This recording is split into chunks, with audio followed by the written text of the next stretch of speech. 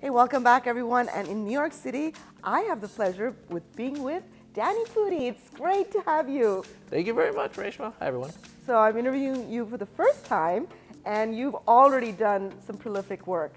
Let's start with one of your, I think, breakthroughs on television, Community, of course. I was telling him, this is a funny story. I was coming back from other interviews in the Uber, and we were talking about that we were going to interview you, and the Uber driver got so excited. He knew all about your character, and he said that you were a very layered person, and you always were so intelligent and had a different perspective. Oh. Is that the character you see yourself as? That's who I strive to be, I think. Uber drivers are definitely my demo. I think, I don't know, I was very fortunate to play this character, and I'm thankful that people connected to Abed on Community. Dan Harmon's writing was incredible, and I think the wonderful thing about Abed is he comes across in some ways, if you don't know the show, as almost like a sidekick character, but it's very quickly he turns into this really multi-layered character who is not a sidekick. There's a lot to him, so it was super challenging, but really fun to play. How did you get this part, and how did you feel when you heard you got this part? When I got Community, so like most parts, I got a script from my agents for this audition. Unlike most parts, this was the first and only audition I've ever gotten where my agent had written on top of the email, "This is the role you were meant to play."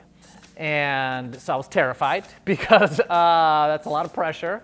And I read the script, and immediately I was just so overwhelmed because I connected to it. I thought it was super funny. I thought it was very emotionally layered. I thought the character was someone I definitely connected to. He has this really interesting perspective on life, his, I guess, way of communicating with the world is through pop culture in many ways. And I'm not totally like Abed, but in some ways I definitely did relate to him. So when I got the audition, I went in 4 times. I did a chemistry read with Joel McHale, which was super helpful. And eventually I got the part. It was on my birthday. And I think I just was like maybe crying, maybe shocked, and then immediately was like, let's go get some sushi because I could eat something expensive. It felt good to be able to do that. So I was overwhelmed with every feeling. When I was telling you the story about the Uber driver, you actually told me another funny story. I wonder if you would repeat that. You know, I have awesome interactions with people all the time, and I think I have this sort of recognizable face, but I'm also, I think a lot of people don't totally know where they recognize me from. Anyway, so I was in the bathroom, and I went to use the bathroom, and then all of a sudden I heard a voice say, excuse me, I know you're in your happy place right now, but are you Danny Pudi? This was as I was sitting down to do what we humans all do. And I said, yeah, that's me. And he goes, oh man, that's great, just a big fan. And I was like, oh, thank you. And you're actually having a conversation. Yeah, through the stall doors. I love that though. I just think it's fun. I think you don't get to see what happens sometimes with these. You can't predict these kind of encounters with fans, and it's always funny to me. Yeah. I can just imagine.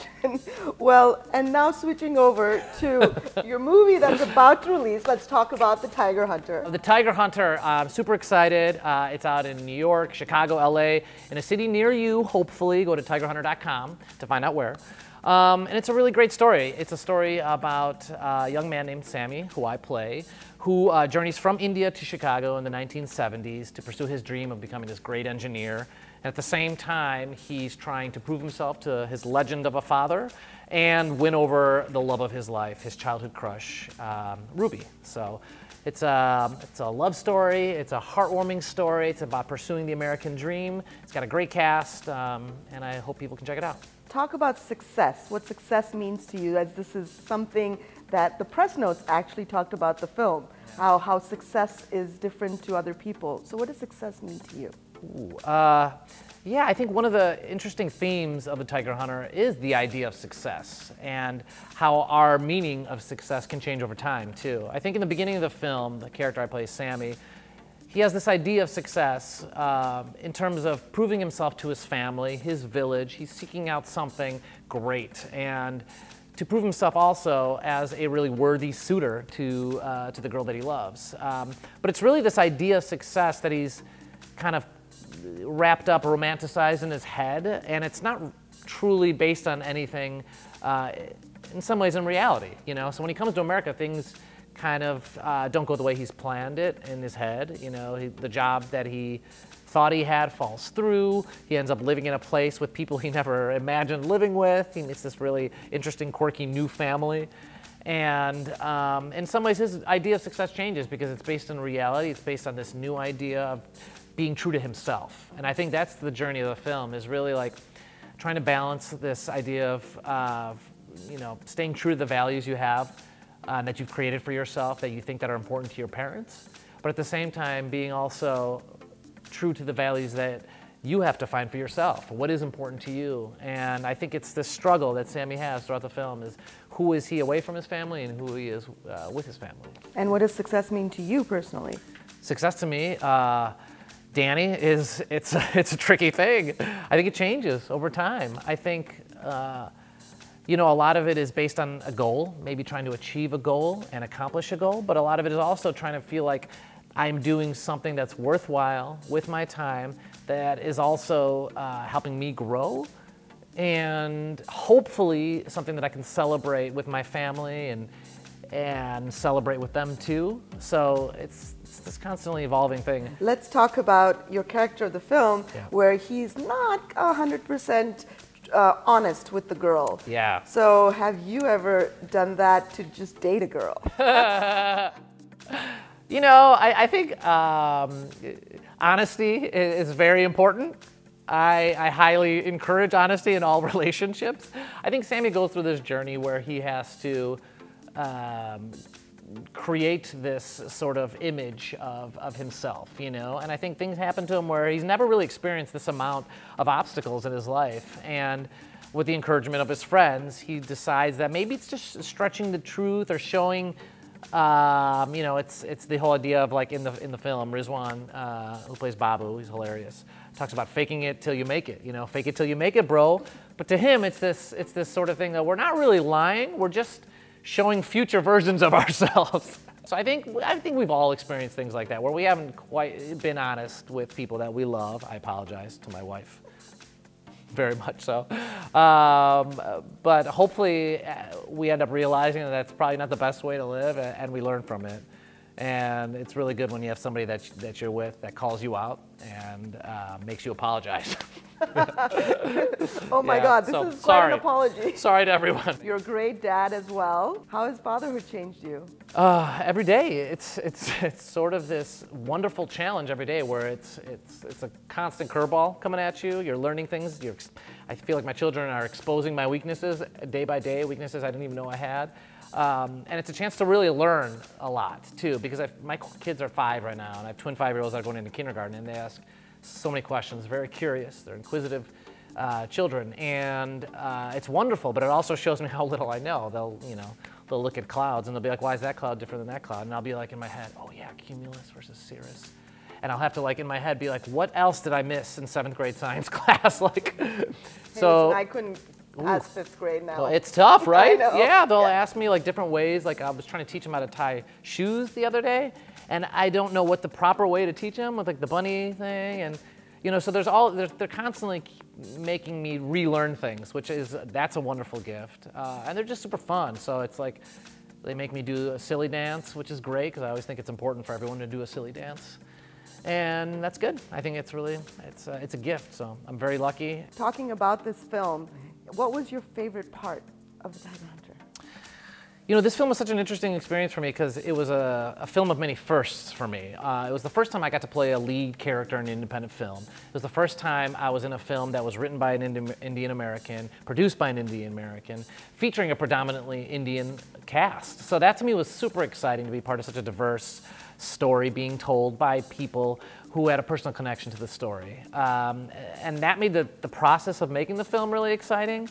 Talking to Lena, who was amazing, it was very like we had to move quickly, because it's an independent film, so you don't have the luxury of like many week shoots. So you're moving quickly, and we're working through each scene really fast, and it was just exciting. That made it really cool. And then the people are just awesome. I got to work with Iqbal, who played my dad on Community. Parvesh, who's one of my oldest friends, plays one of the roommates in the movie. I've known Rizwan, and you know, I've been a fan of many of these people, like Karen David, and seeing her in Gallivant, and so it felt like a family experience, you know, and it was a chance for me to really try something new, and an opportunity for me to, I think, grow as an actor. Now you have a very different background. You're half Polish, Yep. half Indian. Does the Indian Bollywood ever think you could gravitate towards? I would love to. I mean, I did some, you know, Bollywood dancing in college with our Indian American Student Association. I love to dance. You know, I mean, you know, you give me some beats, I feel it in my bones. I feel it in my bones, right? Somewhere out there, there's a beat. And you're just coming from a rehearsal, right? For a musical? Yeah. Tell us about that. So, yeah, my background's a little different. I grew up actually folk dancing, but not in the way you think. I grew up Polish folk dancing, because my mom is from Poland, my dad's from India, and my mom actually made me Polish folk dance as a child in Chicago, which was very strange, but strangely beneficial to performance, because I was always on stage, didn't really know what I was doing, and eventually I really learned to embrace it. And I've always had a love for theater, being on stage. I feel like it's, for me, in many ways, how I approach material and characters is through physicalization first, and a lot of that comes from my dance background. And